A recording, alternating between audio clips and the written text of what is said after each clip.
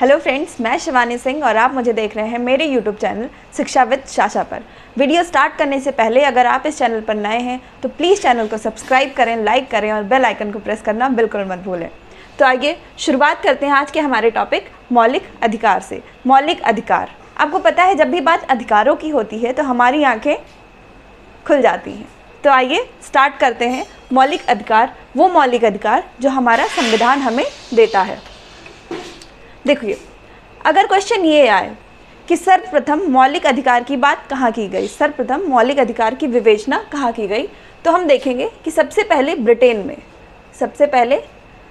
में यानी ब्रिटेन के जो राजा हुए उनको कुछ कारणों के चलते अपने वर्कर्स को कुछ अधिकार देने पड़े जिनको मैग्ना कार्टा कहा गया,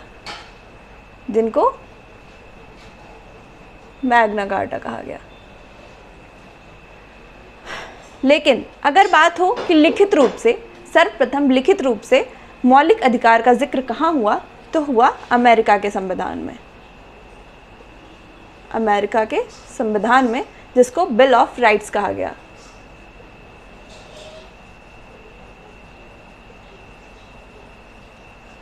तो यहीं से ये बात क्लियर हो जाती है कि जो हमारा मौलिक अधिकार है वो किस देश के संविधान से लिया गया है, तो वो लिया गया है अमेरिका के संविधान से, यानी कि बिल ऑफ राइट्स में। लेकिन यहाँ हिंदुस्तान में मौलिक अधिकार को मौलिक अधिकार और इंग्लिश में फंडामेंटल ऑफ राइट्स कहते हैं। अब देखते हैं कि हमारे संविधान में जो ये मौलिक अधिकार है इसको कहाँ रखा गया है। तो हमारे संविधान में भाग 3 और अनुच्छेद 12 से लेके 35 तक इसे रखा गया है। हमारे संविधान में मौलिक अधिकार को भाग 3 और अनुच्छेद 12 से लेके 35 तक इसे रखा गया है। अब एक इम्पॉर्टेंट बात यहाँ से निकल के और सामने आ जाती है कि अगर क्वेश्चन ये आए कि भारतीय संविधान में मैग्ना कार्टा किसको कहा गया है,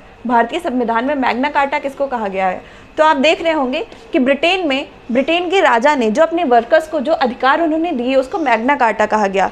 तो बस वही बात उठा के यहाँ सामने आ जाती है कि हिंदुस्तान में यानी इंडिया में जो मौलिक अधिकार है, यानी जो भाग 3 है, यानी जो अनुच्छेद 12 से लेके 35 तक है, उसी को कहा गया है मैग्ना कार्टा।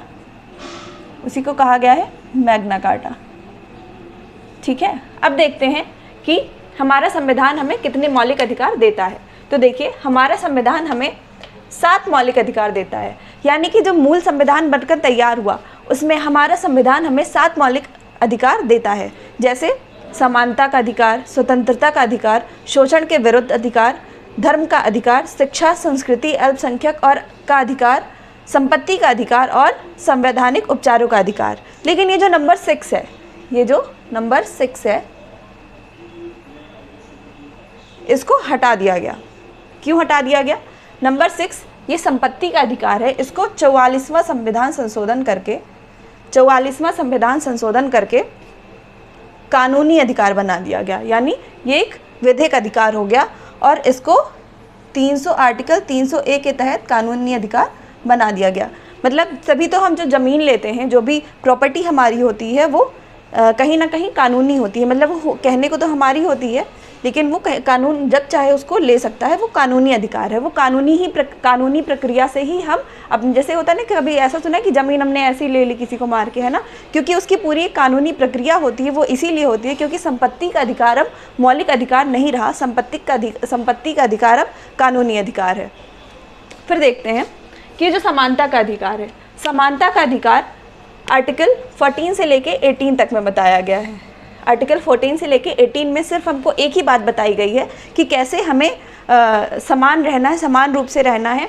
तो देखते हैं, आर्टिकल 14 में विधि के समक्ष समानता बताया गया है। मतलब आर्टिकल 14 में ये बताया गया है कि हम सब कानून के समक्ष समान हैं। फिर आर्टिकल 15 में हमें जाति, लिंग और जन्म के स्थान के आधार पर समानता बताई गई है। यानी जाति यानी हिंदू, मुस्लिम, सिख, ईसाई के नाम पर हमें समानता बताई गई है कि हम भेदभाव नहीं कर सकते हैं। लिंग यानी लड़का लड़की के नाम पर हम भेदभाव नहीं कर सकते हैं, या फिर जन्म स्थान के नाम पर भी हम किसी से भेदभाव नहीं कर सकते हैं कि जैसे मैं यूपी का हूँ, तुम बिहार के हो, तुम गुजरात के हो, इस पर भी कोई भेदभाव नहीं हो सकता, सभी समान हैं। फिर देखते हैं 16 में आता है लोक नियोजन यानी अवसर की समानता, यानी कि कानून सबको, यानी कि जो हमारे देश का संविधान है उसको वो सबको समान अवसर देगा ये बात कही गई है 16 में। फिर 17 में अनटचेबिलिटी यानी छुआछूत की बात कही गई है। फिर 18 आता है जिसमें उपाधि का अंत किया गया है। उपाधि का अंत से मतलब है कि जैसे पहले आप देखते होंगे, आप जब भी हिस्ट्री पढ़ेंगे देखते होंगे, किसी ने गाजी की उपाधि धारण कर ली, किसी ने महात्मा की उपाधि धारण कर ली, किसी ने आत्मा उद्दौला की उपाधि धारण कर ली, किसी को केसरे हिंद कह दिया गया। तो भाई अब ये सब कुछ नहीं होने वाला है, क्योंकि आर्टिकल 18 के तहत, आर्टिकल 18 के तहत इन सारी चीज़ों का अंत कर दिया गया, यानी उपाधियों का अंत किया गया। लेकिन इसमें एक्सेप्शन है 2 क्षेत्र, शिक्षा और सेना।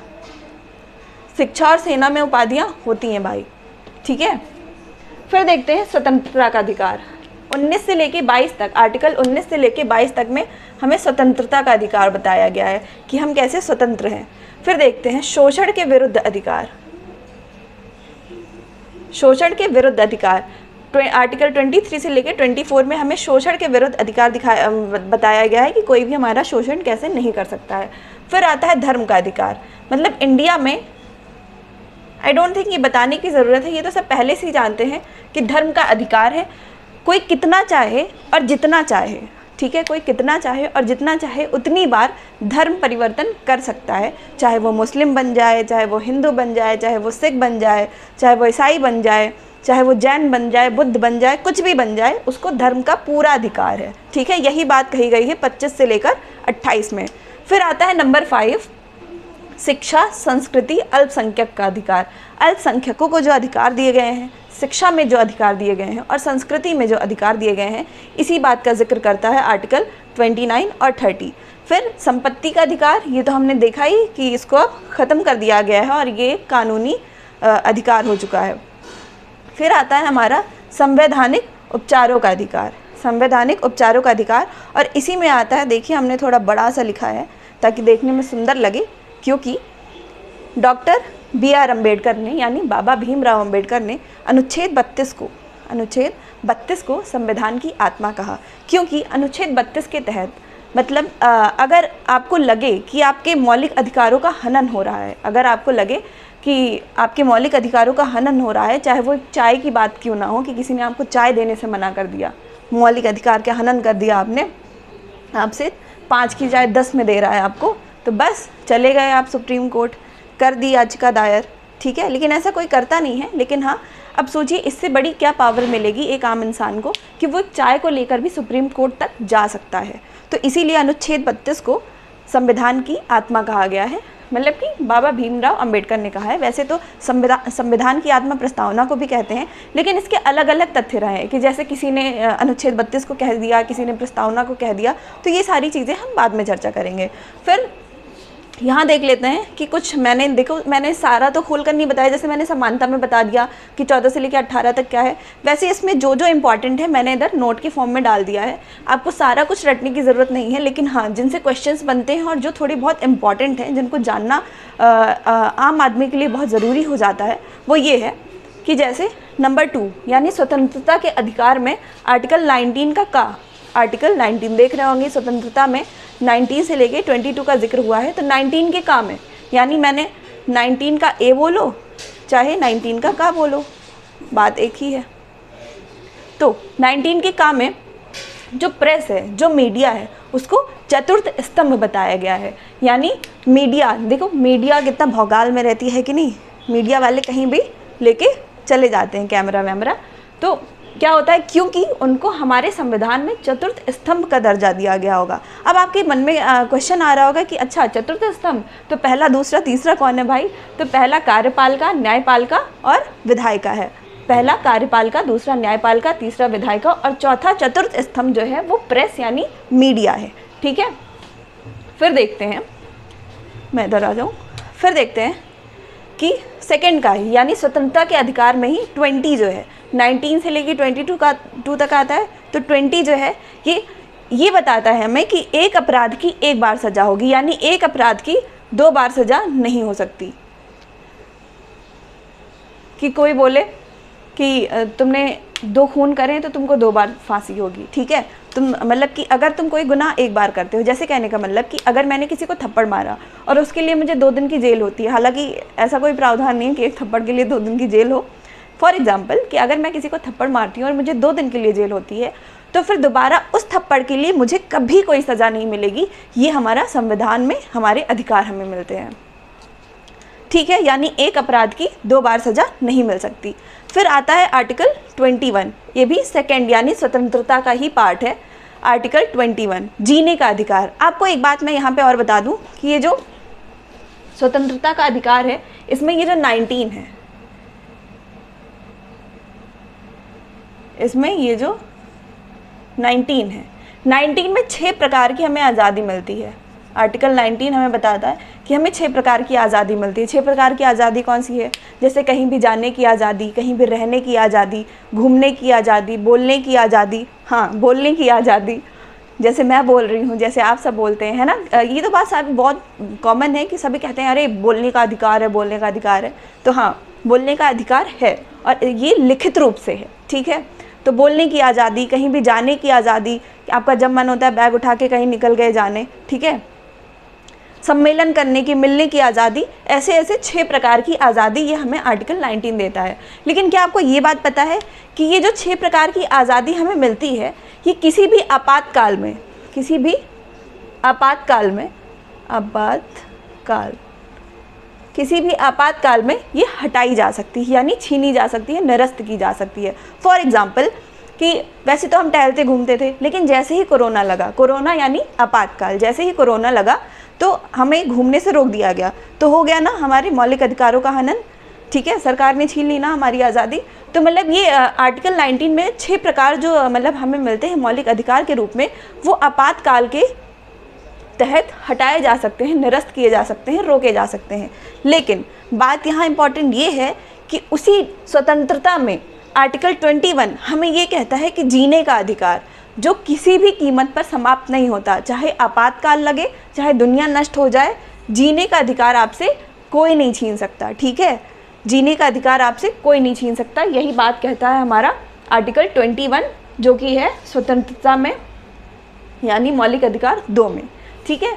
फिर आता है हमारा आर्टिकल 23 अवैध देह व्यापार। आर्टिकल 23 यानी अवैध देह व्यापार, ये हमें बताता है कि जैसे मजदूर होते हैं, हम उनसे काम ले लेते हैं, तो वो उसका देह व्यापार ही तो हुआ एक तरीके से। हम उससे श्रम ले रहे हैं, उसको पैसा नहीं दे रहे हैं, या फिर हम जितना श्रम लें उतना पैसा उसको उतना पे ऑफ ना करें, या फिर जितना हम उससे काम लें उतना उसको मतलब है ना कि देना वापस उसके बदले, तो वो देह व्यापार के रूप में आ जाता है। तो यानी अवैध देह व्यापार पर रोक है, यानी किसी से भी हम ऐसे ही श्रम नहीं करवा सकते, ऐसे ही काम नहीं ले सकते। अगर वो चाहे तो फिर आर्टिकल 32 पे जा सकता है, ठीक है। फिर देखते हैं, आता है हमारा आर्टिकल नंबर 24। आर्टिकल नंबर 24 में ये बात कही गई है कि ये जो है 3 का पार्ट है, देख रहे हैं आप, शोषण के विरुद्ध की बात हो रही है।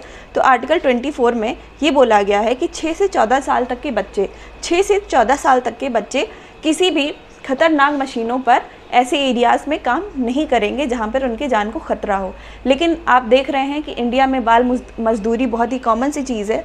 हर छोटा बच्चा, आपको याद होगा कि कभी भी आप ढाबे की, चाय की दुकान पे, छोटे मोटे होटल्स में जाते होंगे तो आपको 1-2 छोटू मिल ही जाते होंगे। तो ये दुर्भाग्य है हमारे समाज का, लेकिन फिर भी बदलाव बहुत हो रहे हैं और बहुत होना बाकी है। आई होप आगे सब कुछ ऐसे बदलता चला जाएगा और कंडीशंस अच्छे हो जाएंगे।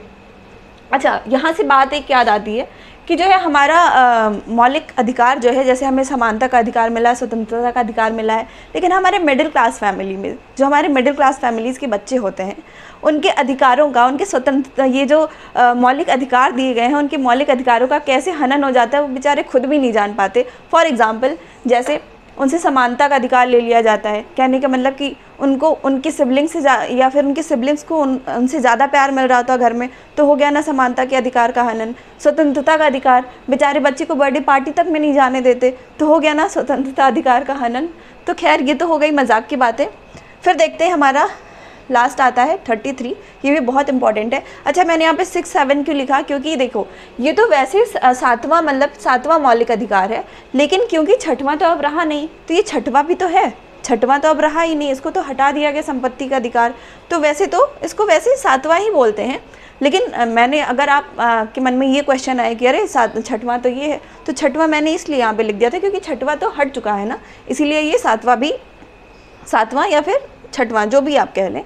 इस सशस्त्र बलों, सशस्त्र बलों से मतलब है आर्मी, सेना, सीआरपीएफ, है कि नहीं, ये लोग सभी मौलिक अधिकार पर उक्त प्रतिबंध लगा सकती है। यानी कि जो गवर्नमेंट है इनके सभी मौलिक अधिकार पर उक्त प्रतिबंध लगा सकती है। यानी गवर्नमेंट जब भी चाहे, जैसे भी चाहे, हमारे सशस्त्र बलों के मौलिक अधिकारों का हनन कर सकती है, यानी उनके अधिकारों को छीन सकती है। जैसे आपको पता होगा कि हमारी सेना को बहुत दिन तक इंटरनेट नहीं मिलता है, बहुत दिन तक उन्हें कहीं जाने नहीं देते हैं, बहुत दिन तक उनको छोटे छोटे एरियाज़ में पैक करके रखते हैं, और ये ज़रूरी भी हो जाता है।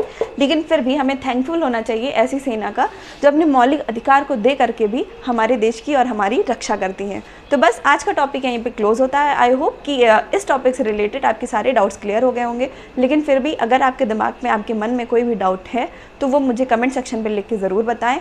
और अगर आपको हमारा कंटेंट पसंद आ रहा हो तो चैनल को लाइक करें, सब्सक्राइब करें और बेल आइकन को प्रेस करना बिल्कुल मत भूलें। Thank you.